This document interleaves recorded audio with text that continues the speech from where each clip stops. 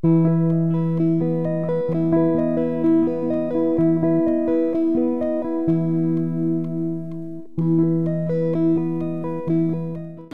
ni Glenda de la Cruz, Brilliant Skin Essentials is more than a brand. It's inspired by dreams, driven by passion, innovation, and faith in God. Sinabi po niya yon as she won the Inspiring Women Excellence Award.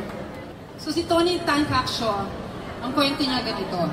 They started Jollibee at a time when another similarly fast food chain, so popular in America, was about to enter the Philippine market.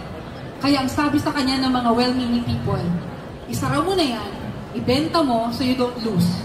So sabi niya, hindi, maninindigan ako, and I have dreams to make it a global registered chain. Fast forward, years later, over 4,500 outlets worldwide, I think. So her name is Denise Vergel de Dios Cacanando. Ang kwento niya, at 12 years old, na-realize niya she has talent for painting and art. Ang ginawa po ni Denise, kinuha niya yung isang ostrich egg. Nagkataon that day, may lumapit na kapitbahay. So she gave the ostrich egg to Denise.